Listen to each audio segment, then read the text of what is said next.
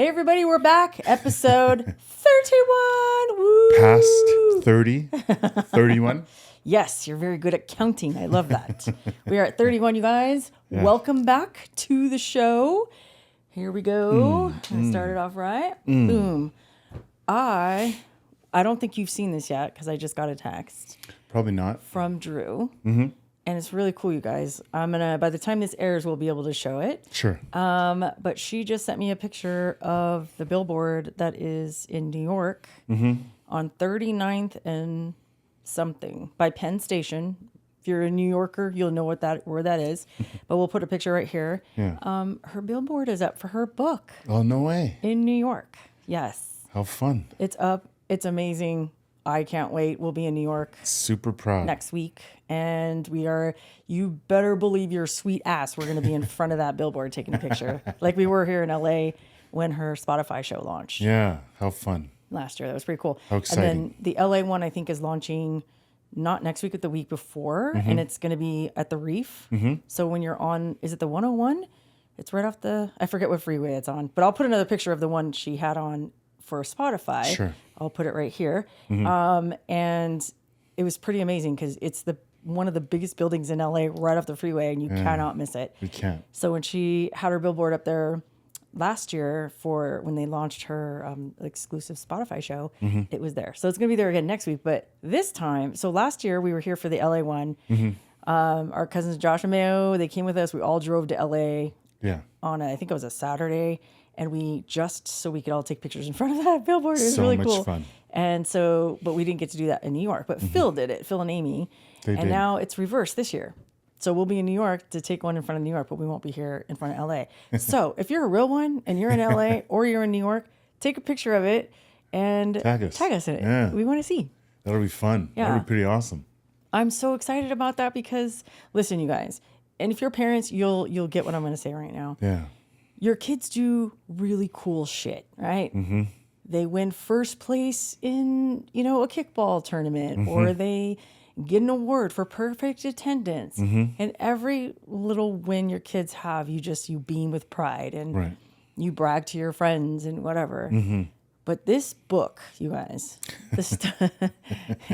my family will attest this. This book is by far the coolest thing that I think she's done. And she's done a lot of epic shit. She has. In the last 3 years.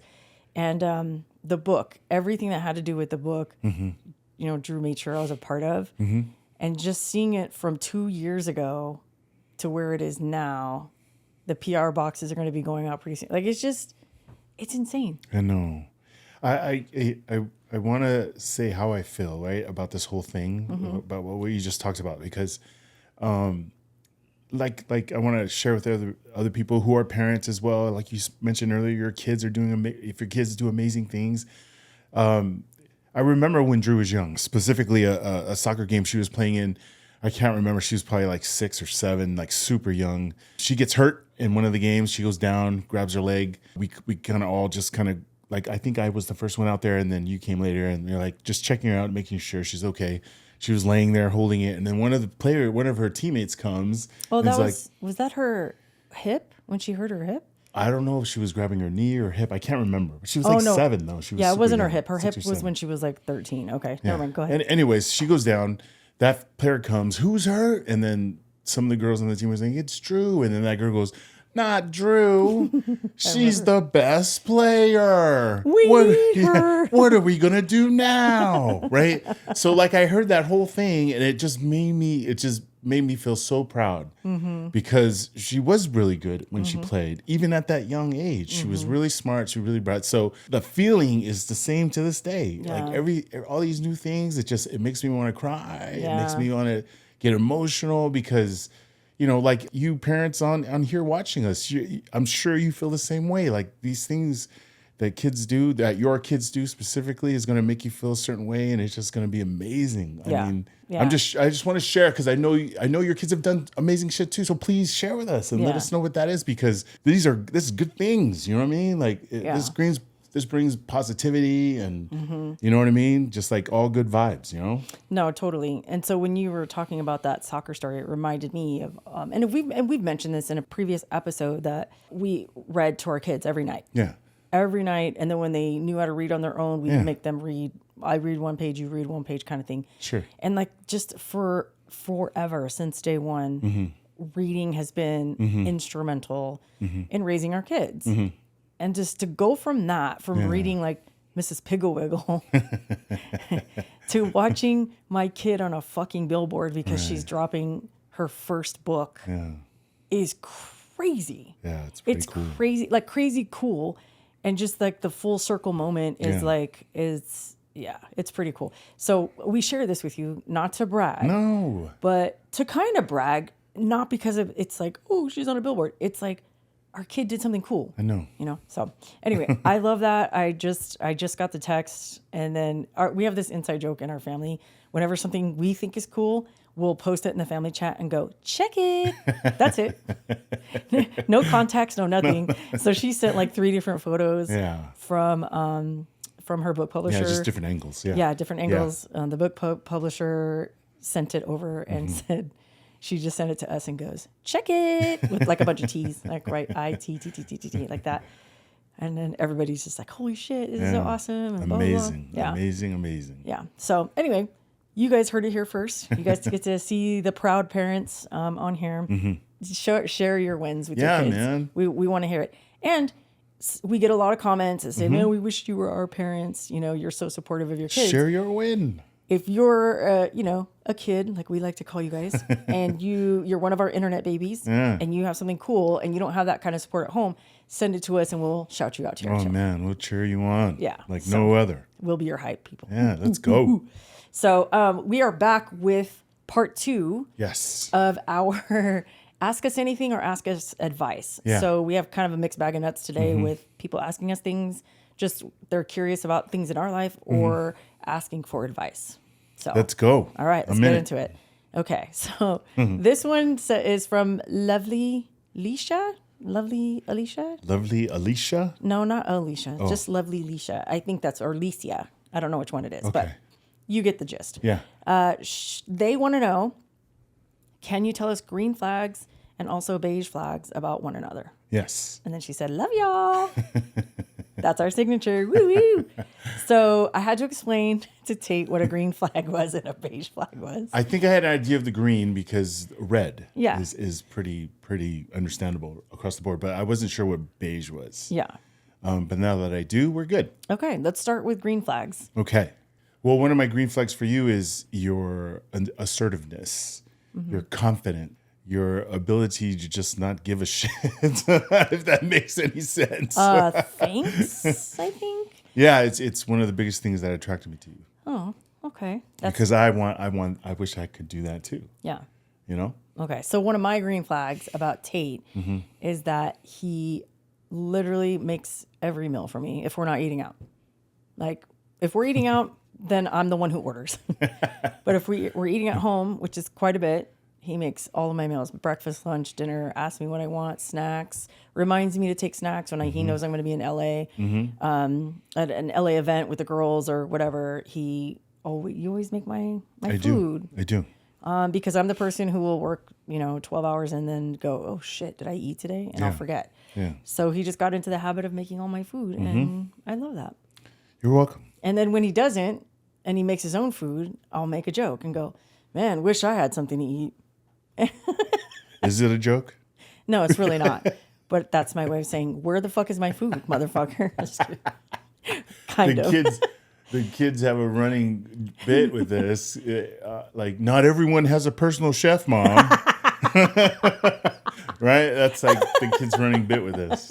Well, just kidding. Must be nice to have a personal chef at home, Mom. I love it. So that's one of my favorite green flags because you're so patient in that regard and you always remind me to eat. Yeah. And if I don't make my own stuff or whatever, if I don't grab snacks, you always like, hey, I went ahead and put some protein bars and some nuts and some fruit, whatever in your bag. I love it about you. You're welcome. All right. What about a beige flag for me? A beige flag for you would be all these drinking things that you have. We have to have a picture of it.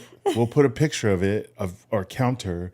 It has like 1 billion of them. Oh, you're talking about the Stanleys and Yeah, the Owalas? you got to buy a new one. Like it's cute, but then it's like, what the hell? It's like, but like, Yeah, I know, I get it. and you're constantly swapping them. I get it, but here's the kicker. Sure. I have not bought one of those. Not one. Every single one of them has been gifted to me. Whether it was for Christmas, my birthday, this was Valentine's Day. Dason got me this for Valentine's Day. By the way, this isn't a wallet. You can get it at Target. This is not sponsored. And they are awesome. You think Stanley is great? This is awesome. The only downfall to this is it doesn't fit in a goddamn cup holder in your car. You like how she's justifying the different cups that she has. I didn't say you bought it. I'm giving people options. I wasn't saying. I've never bought one of these. I've never didn't said buy anything that about one. buying them. I'm saying you have a bunch of them. You said I have to have them. Yeah, you have a bunch. Why do you have so many? Because people give them to me. What am I supposed to say? Get this and go, this is trash. Take it away. I have too many. I don't need this one. I already have 10. You think I'm going to say that to someone who gives me something? No. You're out of your mind. You're out of your mind. That one right there, Drew bought that one through our good friend Michelle / Nail Tech. She had I don't know, these were all sold out everywhere. This is the lore that I was hearing because I didn't even know about Stanley at that time. And I guess they were all sold out everywhere. And our Nail Tech had a connection. I had a hookup somewhere back in the Midwest. I don't know. And so Drew bought me that one. And then Dason bought me this one. I didn't say anything about who bought them for you. I'm just saying you have a million of them. And you swap them out constantly. Okay, listen. And they're left all over the house, in the car, at work. Wait, hold on. Pause. I have a million of them, but look who's drinking out of them. I didn't say I didn't like drinking. I just said that if I gave it back to Drew, or if I gave this back to you, wouldn't have anything to drink out of. You're welcome. It's a beige flag. What do you want me to do? It's a beige. You're justified. It's my beige flag of you. What? Are you trying to repeat it again? Your beige flag for me is that I like to have. You like to have different ones. Okay. Constantly swapping them in and out. Okay. And you have a million, and you're one person. Why do you need so many? You know what I mean? That's it. All right. You know what? I don't even want to play this game anymore. What? Just kidding. It's a beige flag. It's a good thing. Okay. So I think it's cute. That's a good thing, right? All right. I think it's cute. Okay. So I'm going to start with my beige flag. Sure. For you. And you like to match all the time. And I don't mean just match like top and bottom. I mean hat, shirt, shorts or pants, and shoes and socks. Like they have to either be white or black or no show or something, but everything has to match. Even if we're going somewhere mundane, like today we went to the doctor's office and you made us late because you were trying to match what you were wearing. I made you guys late? Yeah. Because I was trying to... And what I said, I'm leaving. And I just walked out the house and got in the car. And I was matching. Yeah, you were matching. That's what I'm saying. That's your cute quirk. That's your beige flag. Cool. I like how these kind of turn into like reading each other down. I can't help it. I have to have... I know. I think it's cute. I'm just saying. Yeah. I can't help it. It's got to match. I know. Remember, I think I mentioned before, you guys, he got green Bose headphones. And he was like, I love them, but like, what am I going to wear with them? I was like, are you being serious right now? Dude, come on. Unfortunately, yes. And since I've said that, he's only worn those headphones twice. I have. Yeah. Yeah. I have stuff. I'll start wearing them again. I don't care if you wear No, them. no, I think I'm it's just a cute saying. quirk that you have to match all the time. Thank you. Like super like suited and booted. Thank you. I love that. All right. Well, thank you, lovey Licia or Leisha, however you say it. Yeah. Thank you for that. Thank you for almost causing an argument, lovely you. Alicia. Thank you for almost causing us to the brink of divorce. Just kidding. Just kidding. Okay.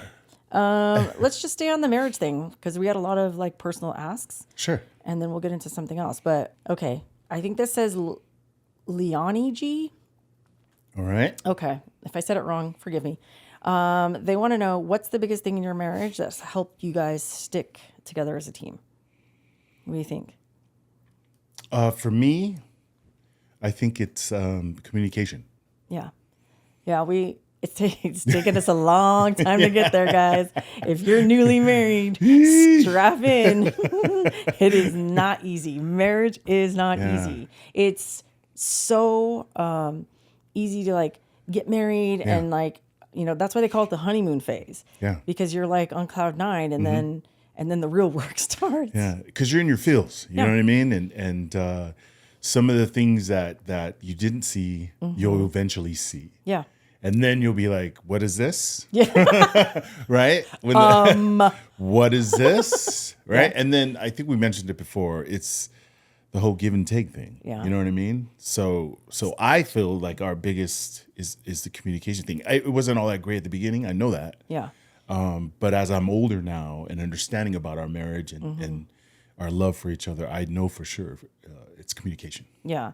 I was to dovetail with that. My take on that is I think the thing that's really in addition to communication, I think it's I want honestly because you can't have love, you can't have a great relationship unless you have mutual respect for each other. Oh, yeah. You know what I mean? Yeah. So I respect you as a person, and I respect all of your beige flags, green flags. You have not one red flag. You don't have any red flags. I can say that with my whole chest.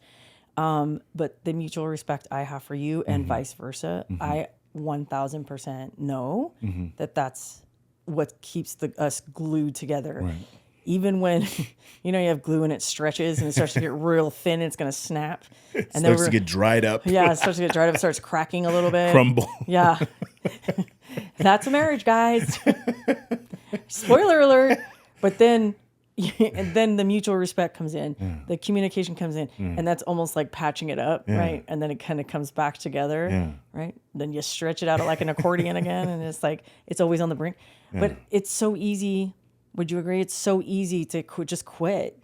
It's so easy to make, like, let dumb shit just like be a deal breaker. Yeah, yeah. And I love that was the trend of red flag, green flag, beige flag, right? Because when you start seeing those red flags, I mean, right? Yeah. But sometimes the red flags, you think it's a red flag, but it's really a beige flag. I was just going to say that. Is it a red flag? Yeah. You know what I mean? Is it that one is it the deal breaker? Is it the one that, you know what I mean? Like, there's a lot to take in consideration in relationships, but for the most part, I feel like the problem, I personally feel like the problem is communicating. Like, and it could be the easiest thing of like, I was supposed to come home after work, but I went here and then she said, why'd you come home late? Oh, you didn't tell her. Like, why didn't you tell her you went there? Like, you know what I'm saying? Like little things like that add up, right? And then they become a bigger problem. And let me tell you something. We don't forget. No. We will hold on to that shit. So that's another thing. That's part of communication, right? Is like communicating it when it happens. Yeah. Otherwise, if you choose not to say anything, that's on you. Yeah. And you're not allowed to talk about it anymore. No. And if there's an issue, right? If you have an issue, you should talk about it. Yeah. Not pretend like it doesn't exist. Not you know what I'm saying? Not think like, well, whatever, like she'll get this way or that way. Like the idea is to communicate it. Yeah. Because it's probably not what you think it is. Yeah. Or it is, and you need to say it and get it and you know, talk about it. Talk about it. Yeah, mutual respect for sure, and communication. Those are probably the top two. Would you say? Oh, big time. Of keeping us together, because we've been through some shit, you guys. Yeah. Let me tell you, we have been through the ringer and back. Yeah. You know, sometimes it's me, sometimes it's you. You know, and sometimes it's both of us at the same time. You know, but that's what I would say holds us together. And if you're in a new relationship and you're missing one of those, you better lock it up. Start working on it. Or you're not going to last. Yeah, just start working on it. Yeah, just start. If that's the one it's not the person you want to be with, start working on those things. Yeah, absolutely. You know?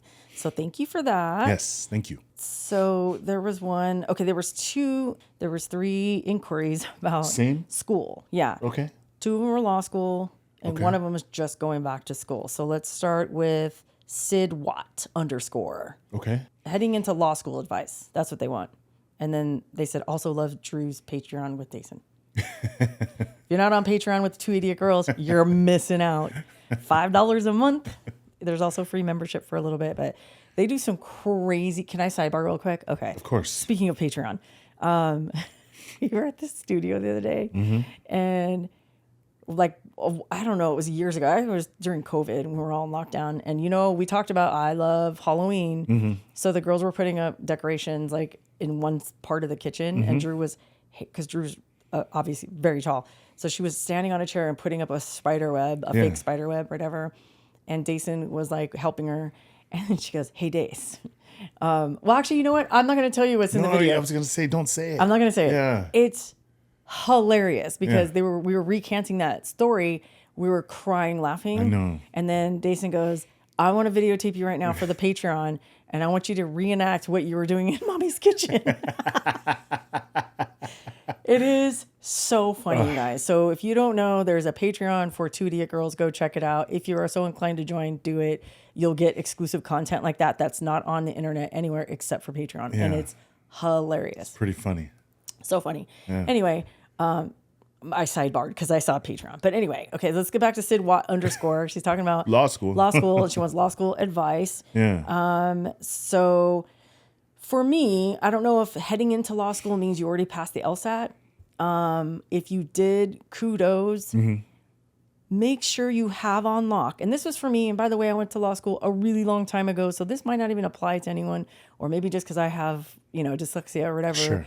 But have your study habits, have them on lock. Yeah. And have them repetitive, right? I go down a rabbit hole sometimes on TikTok on people who are in school right now, and they show you how to remember stuff and how to take tests and stuff like that. Go down that rabbit hole and find a method that works for you the best way. Sure. So like for me, it was writing it out, then writing it on note cards, doing flashcards. And then if I put it on the left, that means I got the answer right. If I put it on the right, that means I got the answer wrong. And then you get a pile that are wrong, and you only study those ones too until you can do the whole pile, knowing them all. Yeah. That was my way of studying, right?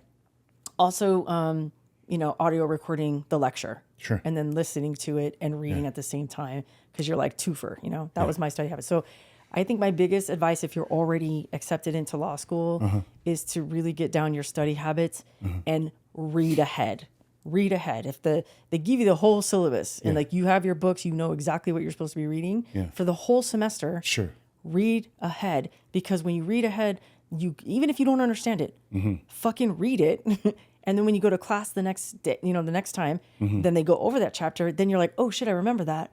Then you're able to ask questions and write notes and stuff like that. So get your study habits on lock. Okay. Can I just add something real quick? Yeah. Like I didn't go to law school, but I worked with the sheriff's department before I retired. And then I worked in the courtroom with a bunch of lawyers, a bunch of prosecutors, a bunch of public defenders, got to know them. Got to watch them in action, got to watch them do their thing. I don't know if you've done this yet. I'm sure you've done your homework, which is why you're going to do it. But this is just something that I learned in watching them and then getting to know them. They're wheeling and dealing constantly. Does that make like prosecutors wheeling and dealing with the public defender, and they're just trying to find a common ground. Now, watching them do it, it's so funny because I'm like, you went to school to do this? You went to school and you're paying. I'm sure you've done your homework on what law school is going to cost you. But this is just something that I saw and I observed, and I just want to share it with you because you mentioned law school. So getting to know these guys, watching them wheel a deal, I'm like, you went to school and paid all that money just to do this? And I asked one of the public defenders, he says, yeah, that's what I do. And then he said he hasn't even begun to pay his schooling off. It's literally over six figures. Right? He just got out of law school, just starting as a public defender, has a house note of a school to pay for.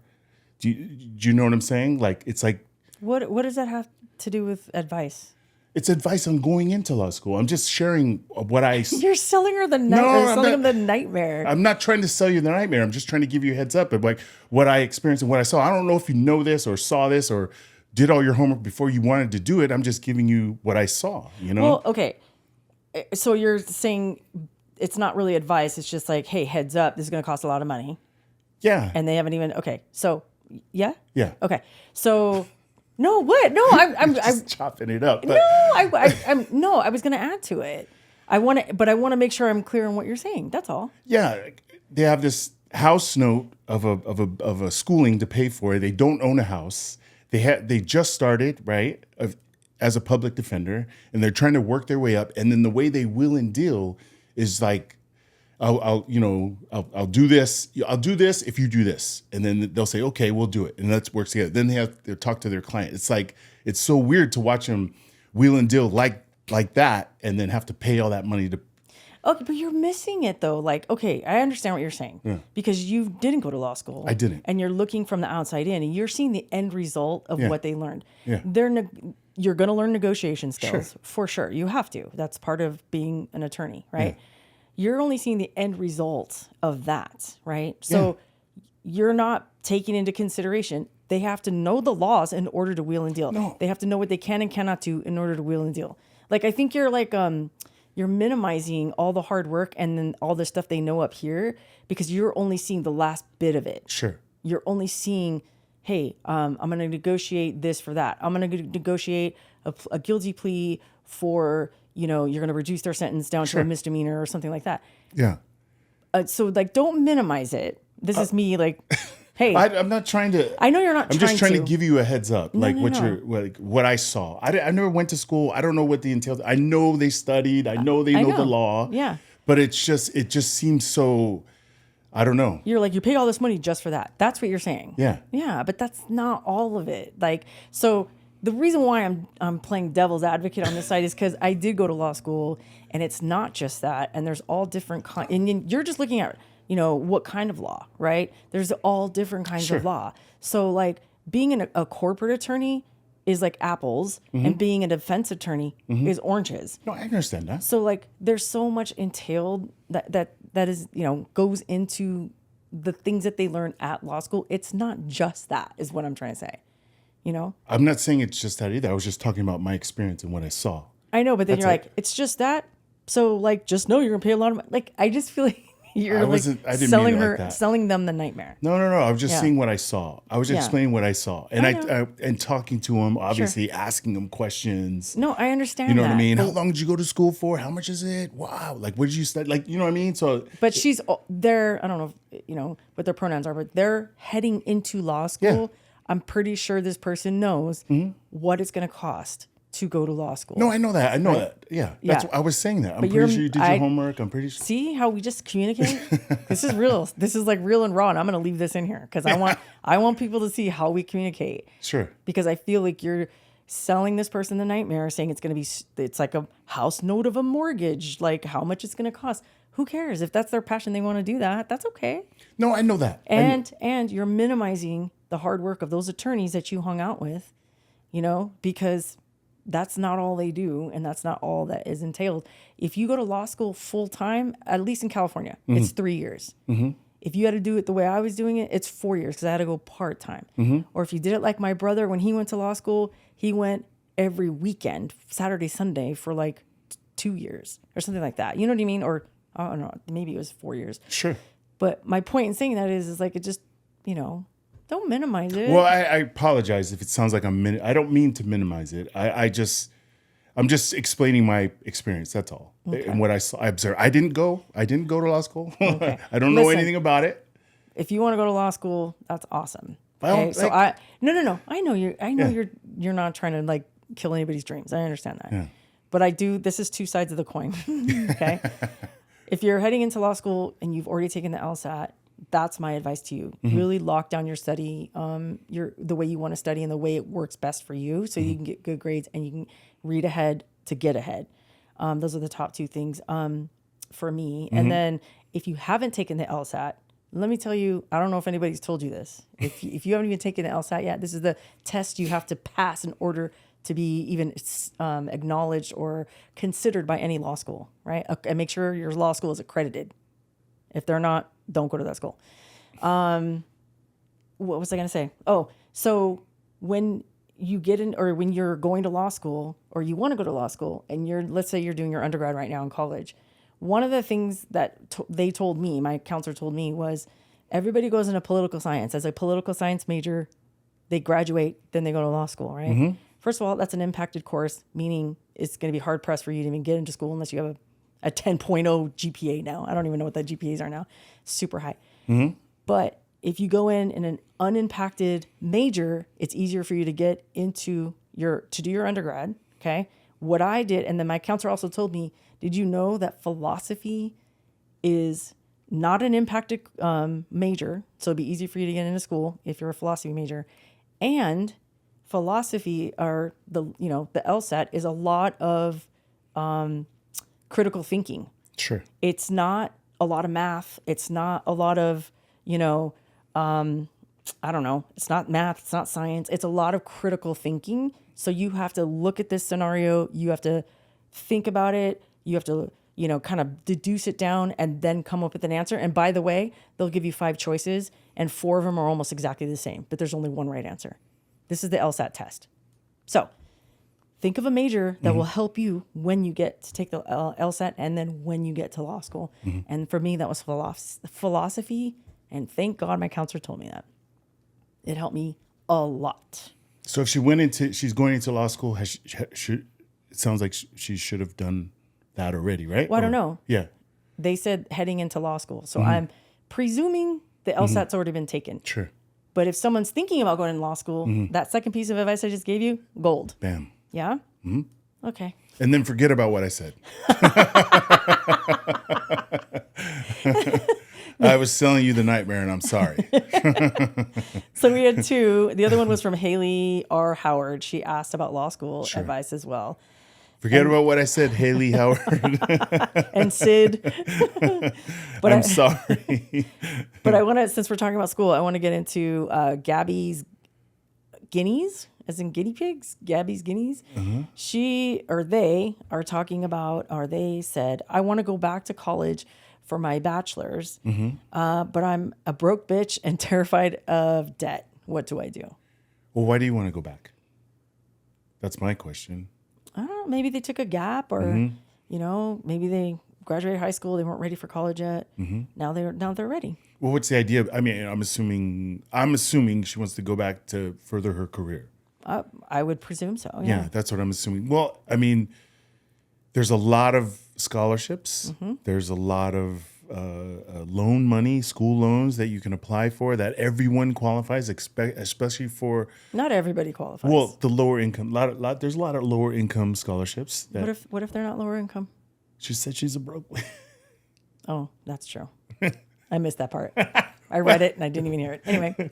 You know what I mean? Yeah. So there's a lot of opportunities in that. But they're not guaranteed, is what I was saying. No, but they're available. Sure. And you can try them. Sure. I mean, there's a plenty of them to try. Did you guys know that there are so many scholarships? There's billions with a B. Sure. Billions of dollars that go unclaimed every year for scholarships because people don't know about them, or they don't know. They only know about the big ones and they don't know about the small ones. There's a book at Barnes & Noble. What's the name of that book that we got from your brother? I don't remember. That was like over 10 years ago. I'm just saying. But there's, maybe it's online, or I forget what it was called.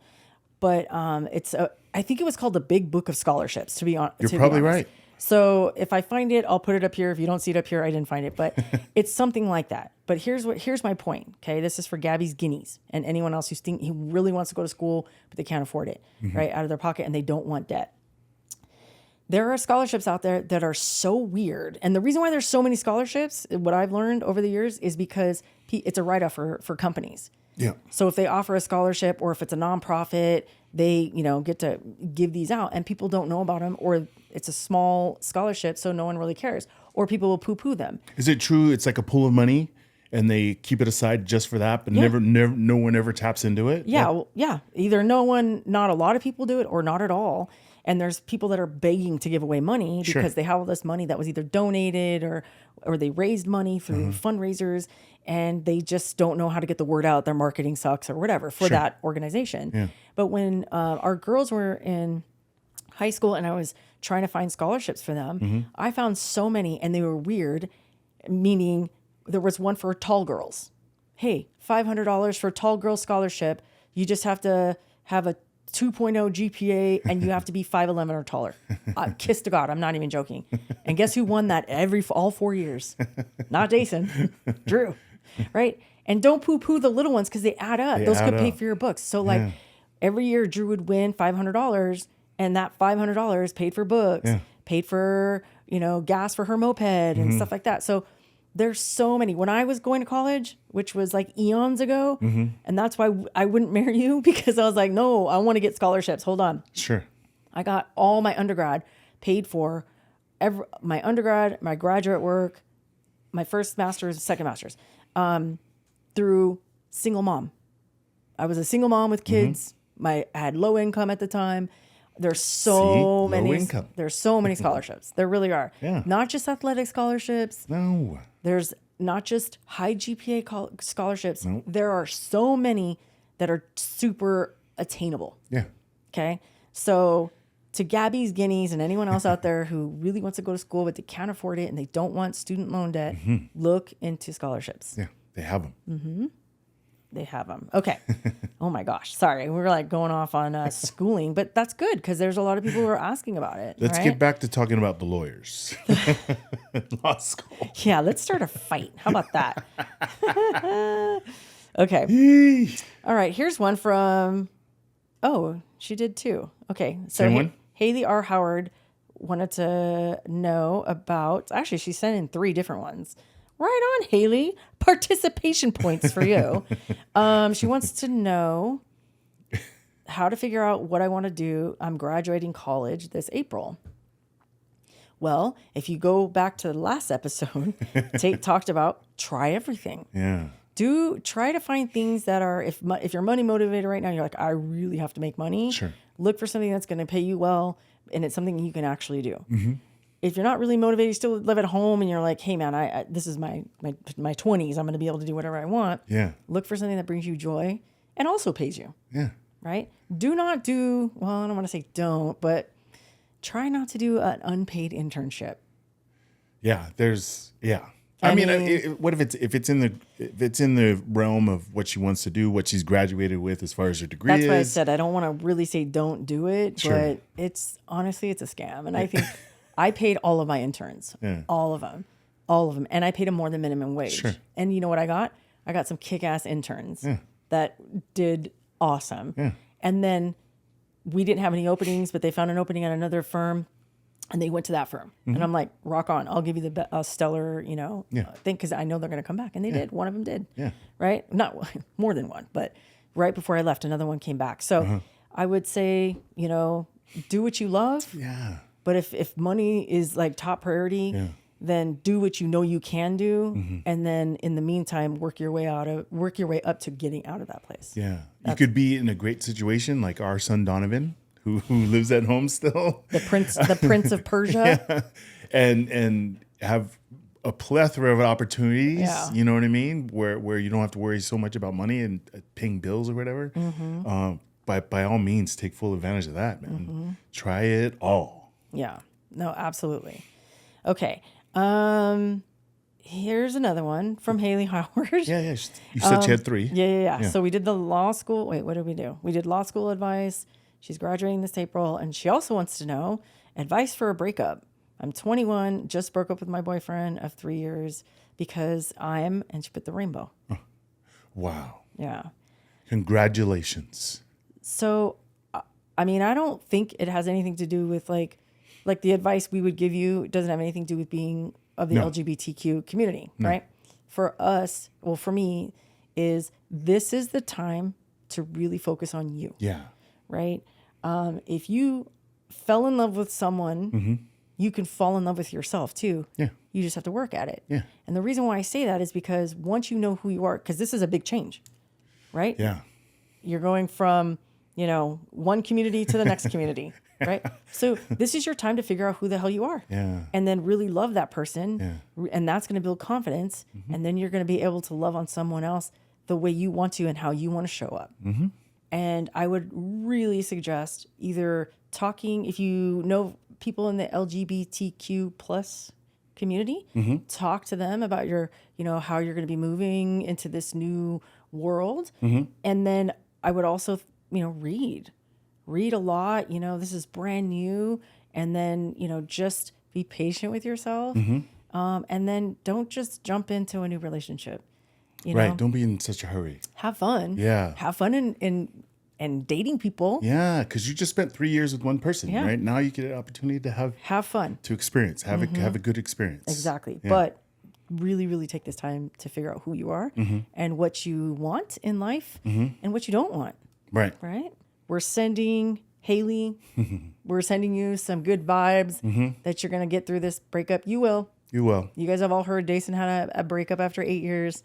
If she can survive, anybody can survive, because that was pretty gnarly. Yeah. Okay. So I'm sure you're going to be great. Yeah. And how exciting. Right. I was just going to say, I appreciate you sharing that vulnerability with us Yeah. and asking our advice. I know how hard that is. But that in itself shows how brave you are and how much courage you have. That takes takes some big cojones, man, to say, hey, this is what I'm doing. This is who I am.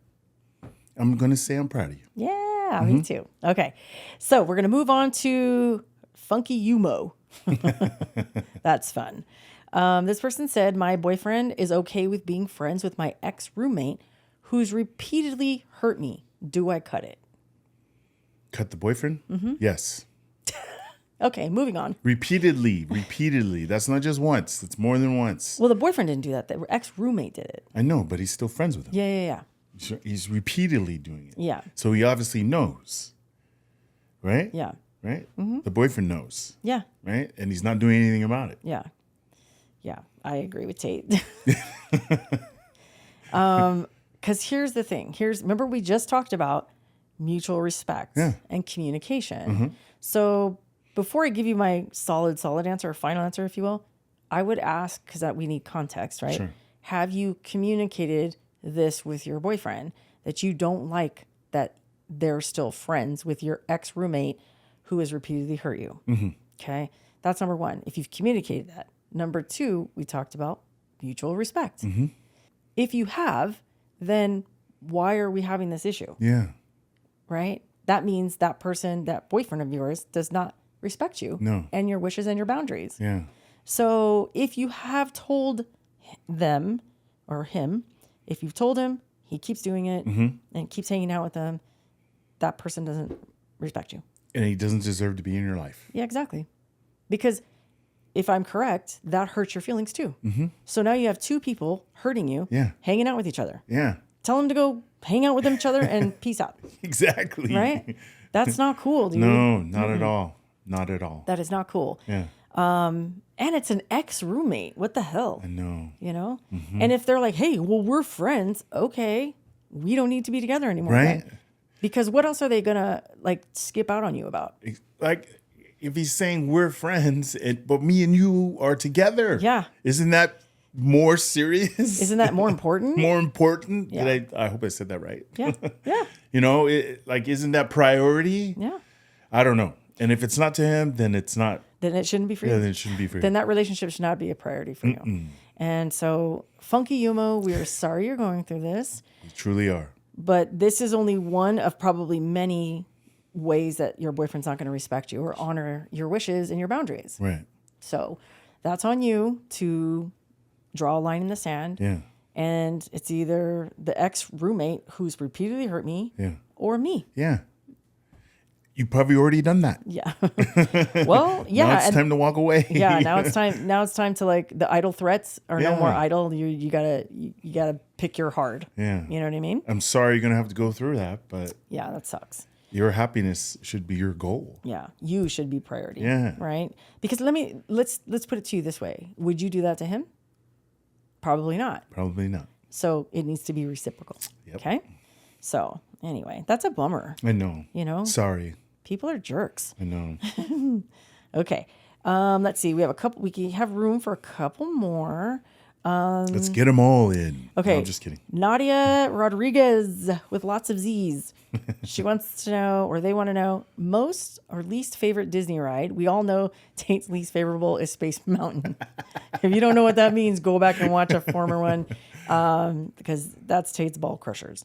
So what's your favorite Disney ride? My favorite Disney ride, probably there's not very many. But I'm gonna say probably like Rise of the Empire, Rise of the Resistance. Oh, the Star Wars one? The Star Wars one, yes. Really? Yeah, because it's comfortable. Oh yeah. You know what I mean? And I like the fact that those guys take it pretty serious in there. Oh my gosh. I don't know. This Okay. shit blows my mind. Okay, listen. I gotta tell you a story. I couldn't do it. If you were like me and didn't know anything about the ride, okay, Yeah. we went on the ride for the first time a couple years ago, Yeah.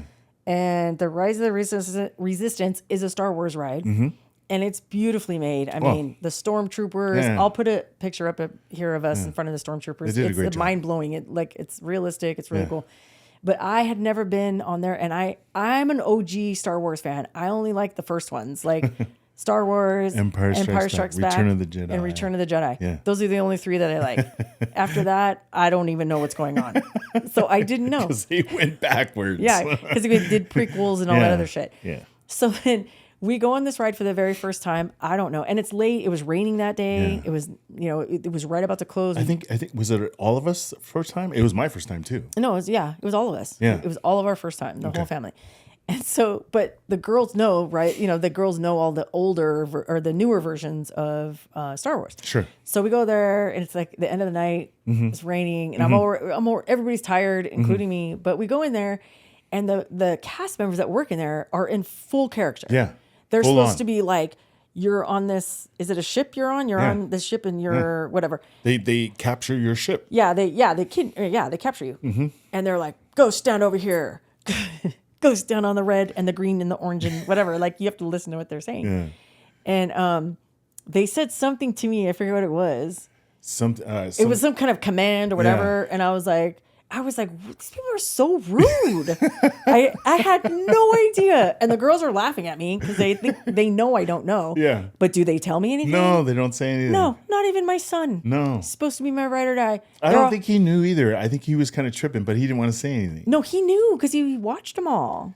The girls. Oh, but I didn't know if he's been on the ride. None of us had been on the ride. Yeah. But if you know the movies, that's how they act. They're like, they're the bad guys. Yeah. I didn't know that. Yeah. So I'm like, what's this guy's beef? They're like directing us, move, get in line. You're moving real slow and blah, blah, blah. And then he said something to me and I was like, and I'm all, okay, relax. And then he said, I can't even remember I'll have to ask the girls. He said something else to me and I go, oh, hardy, har. You're so funny. Because I was trying to make a joke out of it because I was pissed. Because I thought they were really yelling at me. And the guy was like, what's her deal? And then Jason goes, Mommy, they're in character. And I was all, what? She's all, they're in character. They're supposed to be like the bad guys. And I was like, we haven't even got on the ride yet. We're kind of just like walking through. Because they cue you up in this before they let you on the ride. Yeah. And they're all in character. Just super. It's admirable, but I just can't do it. Yeah. You know what I mean? Like, I'm just like, but I was like, because I'm like, yeah, I know it's raining, everybody's tired, but what's your deal, man? And then I literally went, hardy, har, you're so funny. And he was like, okay. Jason's like, oh my God. Oh, it's not funny anymore, huh? The girls are laughing their asses off at me, and then I start getting mad. And they're all, oh no, we better tell her. And they're supposed to be bad guys, and they're supposed to be in a bad mood. And I was like, what? And then I was like, fuck. And then I was like, oh, sorry. And the guy was all, whatever. He's all mad at me. I didn't know. So that's Tate's favorite ride. it is. Dude, so funny. Yeah. My favorite ride. I have 3 favorite rides. Number 1, which nobody ever wants to go on it unless Steven and Alex are with me. I like to go on it. Oh, you do? Yeah. Oh, okay. And Tate. Yeah. So the kids are like, no. Yeah. And Billy's all, I have to go on that ride one more time. And I was like, you're supposed to be on my side. Is Pirates of the Caribbean. That's number 1. Number 2 is the Haunted House. And number 3 is, what do you think it is? Small World. Yes. Small World. What about the Mickey Mouse ride? Oh, that's a new one. That's my new favorite one. Nothing can stop us now. You guys know that one? I love it so much. Okay, so let me rearrange it. Pirates number 1. I think Small World number 2. And tied for number 3 is Haunted House and the Mickey's Railroad. Yeah, something like that. Something like that. Yeah. That song, once you get it in your head, it's like, dang. If you ever had a song stuck in your head and it's like a song you hate, just sing that song and it'll wipe it out of your head. Nothing can stop us now. So funny. Anyway, those are my top 3. Sure. Well, top 4. And then my least favorite one is I don't think I have a least favorite Thunder, one. is it Thunder Mountain? No. You know what it is? It's Matterhorn. Matterhorn. So Matterhorn is the worst one. Matterhorn, it's like I went to the chiropractor. It's not even that you feel good after the chiropractor. No, but I don't feel, but I was going to say, but I don't feel good. Yeah. The Matterhorn, I don't know why people wait hours. They have not changed that track in, I don't know, how old is Disneyland? 100? 100 years. Over 100 years. Yeah. They have not changed it. And it literally, the last time we went on it was probably like 4 or 5 times ago. Mm-hmm. And I honestly hurt my like tailbone. Yeah. And I'm like, won't catch me on there again.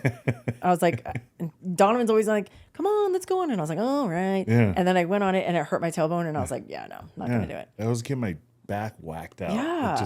That's my least favorite one. Fix the damn tracks already. It can still whip around. It can still be fun. Yeah. But it doesn't have to like injure you. I feel like there should be some kind of cushion in there, like some kind of absorbance of Yeah. it when it whips, and I don't know. I think you need a neck brace on or something like before you get on. It's terrible. Anyway, there you go. Thank you, Nadia, for that question. I think we have room for one more. This is from Yolinot, Naut. I don't know if I said that right. They want to know, how can I gain some confidence? I can't find her anywhere. That's a good one. It is. We get that question a lot. We get DM'd that a lot. Well, one thing's for sure, right? When I think about that, because I feel like I fell in that same category when I was trying to figure things out, right? Mm-hmm. But one thing is for sure is that I always knew I was good at something. Mm-hmm. So you're good at something. It's something. Anybody can, you cannot dispute this. Everybody's good at one thing. Mm-hmm. So whatever that is, you can do it with your eyes closed. You can do it in your sleep. You can do it blah, blah, blah, right? Like that is confidence, right? That is your confidence in that thing. So all you're trying to do is whatever it is else you're trying to figure out is adopt that same confidence that you have in that one thing that you can do easily. Because when you can do it easily, that's confidence. That's not easy. That's not that you've done it. You're good at it. You understand it. That's confidence right there. So all you're trying to do is apply that towards anything else you're trying to do. Mm-hmm. At least that's how I look at it. Yeah. I mean, when you're good at something, of course you're a badass. Yeah. And you know it. Yeah. For me, it's very simple. And it dovetails to what you're talking about right now, but it takes it down to even a more micro level. Mm-hmm. And it's keeping promises to yourself. Okay. So what do I mean by that? Do you say, hey, starting on Monday, right? Or starting on the 1st, I'm going to get up every morning. Let's just say you sleep until noon every day. Yeah. I'm going to get up at 8:00 every day for 7 days, or for 30 days. I'm going to do this. Mm-hmm. And then you do it one day and then you're like, all right, I did it. Mm-hmm. Then the next day you don't do it. Mm-hmm. Boom, you've already broken your promise. Mm-hmm. Right? So I would start on a micro level in building your confidence in saying, I'm going to do X for a certain amount of time, and then do it. Mm-hmm. When you do it, even though maybe it's something super duper simple, like I get up every morning at 8, but you know what? I'm going to start getting up at 7:30, a half hour earlier than what you're already doing. Mm-hmm. You start doing that and you start stacking, right? Hey, now I'm getting up early. It's a habit now. Mm-hmm. Now I'm eating cleaner. That's a habit now. Mm-hmm. Now I'm doing this. Now I'm doing that. All of a sudden you're stacking all of these little promises that you made to yourself, not to anybody else, only to you. Mm-hmm. You do that. And then all of a sudden you're like, I can do anything. Mm-hmm. Because if I say I'm going to do it, I'm going to do it. Yeah. But it's where that lack of confidence is kind of an amalgamation of a bunch of different things. Outside influences telling you you're a piece of shit, you can't do anything. Sure. Like when I was growing up, you know, you're never going to get married, you're never going to graduate college, you're never going to have a real job. Mm-hmm. Oh, really, motherfucker? Watch me, right? Mm-hmm. So then I started doing these things that got me to those goals, and they started out small, and then they got bigger and bigger and bigger until I was killing it. Mm-hmm. That's how you get confidence, in my opinion. Sure. That's how I did it. I stacked all these little wins. Sure. You know what I mean? Yeah. And then it got to the point where like, oh, you know what? This thing is really hard. Mm-hmm. Whatever it was, then I need accountability. So then I would tell someone that I trust, I trusted, I love. They're always my cheerleader. They're never going to judge me, but they're going to hold me accountable and hold my feet to the fire. That's when I did that for the big things. And that too worked. Sure. Right? Yeah. So I'll give you an example, but it's reverse. So my friend Tanya asked me to be her accountability partner for getting in shape or whatever she's going to do this calendar. What do you call it? Like a monthly calendar where they have people in bikinis and whatever. She said she wanted me daily accountability, blah, blah, blah. I said, okay, cool, dude, I'm so down. The very first thing she said she was going to do, she didn't do. The very first thing. We didn't even get started. And I know she won't mind me telling you guys this. And so I was like, do I tell her? Yeah. Do I not? And I'm like, hey, she asked me to be her accountability partner, so I'm going to say it with love. And I said, hey, I'm going to tell you with love, but man, we ain't even out the gates yet, and already you're breaking promises to yourself. And then there were extenuating circumstances. So I said, okay, clean slate. Let's start on this day and go from there. She hasn't missed a day of doing her accountability stuff with me. And she's kicking ass. But sometimes you need that accountability when you go after big things. Yeah. And that in itself, like you were saying, like I was saying, builds that confidence that you're looking for. What's her name again? Yoli Knot. Yoli Knot. Yoli Knot. That's going to build confidence. Little things, consistent things. Yeah. Keeping the promises to yourself and just doing it over and over and over and over. Yeah. And just tiny things, dude. Like just start small. Assess the situation and what it is that you're trying to accomplish. Because you want confidence, but in what? Sure. In yourself. If that's the case, okay, what do you always want to do that you haven't done yet because you're too scared? And maybe that's where you need the confidence. I need the confidence to go and try it. Sure. No, you don't. Just start. Yeah. You're going to be really bad at it first. I know. And but that's a good thing. And then you're going to get really good. Yeah. And then you're going to be really proud of yourself because you knew how bad you were at the beginning. It's going to be a huge accomplishment for you. Yeah. So, okay, you guys, that's it for today. Oh, I thought you had more. Sorry. No, there are more. There's so many more. Yeah. Let us know if you want a part 3 because there were some really good ones in here. Okay. But anyway, thank you guys for joining us. Thank you. Episode 31. 31's in the books. Yay! And don't forget to get your tickets to I told you we were going to be annoying, to the Loud Tour. We have, I think, 7 or 8 shows sold out. Yeah. Loud Tour brought to you by the 2 Idiot Girls. Yeah, exactly. Featuring the 2 Idiot Girls. Yeah. And we leave next week. Yeah, next week. Next week for tour. And I got a lot of DMs from you guys saying, please vlog it. I want to see the behind the scenes. Yeah. So we are going to do it. And you know what? You're going to be our accountability partner. We're going to do it every day. They may not be bangers, but they're going to be behind the scenes. Cool? All right, you guys. We love you. Thank you for tuning in. Thank you so much. See you next time. Bye-bye. Bye.